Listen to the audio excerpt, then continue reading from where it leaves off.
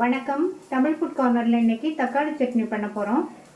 இந்த சட்னியில் தக்காளியோட புதினா மல்லியெல்லாம் சேர்த்து பண்ணியிருக்கிறதுனால அந்த புதினா மல்லி வாசனையோட டேஸ்ட் ரொம்ப சூப்பராக இருக்கும். இட்லி தோசைக்கு தொட்டு சாப்பிட்றதுக்கு ரொம்ப நல்லாயிருக்கும். இப்போ எப்படி பண்ணுறதுன்னு பார்க்கலாம். இது வரைக்கும் நம்ம சேனலை சப்ஸ்கிரைப் பண்ணாதவங்க சப்ஸ்கிரைப் பண்ணிவிட்டு பக்கத்தில் உள்ள பெல் பட்டனை கிளிக் பண்ணிக்கோங்க. ஸ்டவ்வில் பேன் போட்டிருக்கேன். அதில் 1/2 டேபிள் ஸ்பூன் எண்ணெய் சேர்த்து எண்ணெய் சூடானதும் அதில் 1/2 டேபிள் ஸ்பூன் கடலைப்பருப்பு, 1 டேபிள் ஸ்பூன் உளுந்தம்பருப்பு, இந்த பருப்பு ரெண்டையும் லைட்டாக அதனுடைய கலர் மாறுற அளவுக்கு லோ ஃப்ளேம்லேயே வச்சு வறுத்துக்கணும். இப்போ பருப்போட கலர் லைட்டாக மாறிடுச்சு.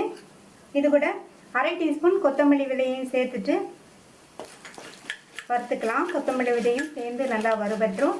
பருப்போட கலரும் நல்லா பொன்னிறமாக வந்துடும். இது கூட 5 கீறின பச்சை மிளகாய், 200 கிராம் தக்காளி கட் பண்ணது. இது கூட சட்னிக்கு தேவையான அளவு உப்பையும் சேர்த்து வதக்கிக்கலாம். இப்போவே உப்பு சேர்த்துட்டோம்னா தக்காளி நல்லா வதங்கிடும்.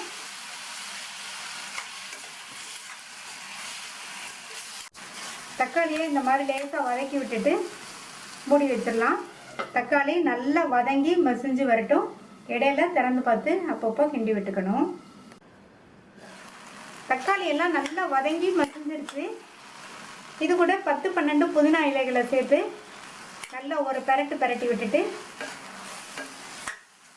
ஸ்டவ் ஆஃப் பண்ணிட்டு இதை ஆற விட்டுறலாம். வதக்கி வச்சது நல்லா ஆறிடுச்சு. இதை மிக்ஸி ஜாரில் சேர்த்துட்டு இதில் கொஞ்சமாக ஒரு 1/4 கப் அளவுக்கு தண்ணி சேர்த்து லேஸ் கொரப்பாக அரைச்சிக்கலாம். சட்னி அரைச்சாச்சு. கிண்ணத்துக்கு மாற்றிட்டு தாளிப்பு போட்டுடலாம். தாளிப்பு போடுறதுக்கு 1/2 டேபிள் ஸ்பூன் எண்ணெய் சூடாகட்டும். எண்ணெய் சூடாயிடுச்சு. அதில் 1/2 டீஸ்பூன் கடுகு பொரிஞ்சதும் 1/2 டீஸ்பூன் உளுந்து, 1/4 டீஸ்பூன் சீரகம், 4 இடித்த பூண்டை சேர்த்து வதக்கி விட்டுக்கணும். கட் பண்ண ஒரு காஞ்ச மிளகாய், கறிவேப்பிலை,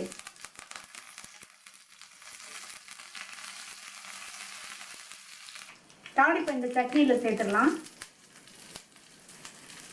தாளிப்பு போட்டுட்டு இதில் 2 டேபிள் ஸ்பூன் அளவுக்கு நல்லா பொடியாக கட் பண்ண கொத்தமல்லி இலைகளை சேர்த்துட்டு நல்லா மிக்ஸ் பண்ணி விட்டுக்கலாம். நல்லா வாசனையாக இருக்கும். புதினா மல்லியோடு சேர்த்து அரைச்சிருக்க இந்த தக்காளி சட்னியை நீங்களும் ஒரு தடவை ட்ரை பண்ணி பார்த்துட்டு உங்கள் கமெண்ட்ஸை சொல்லுங்கள். தேங்க்யூ.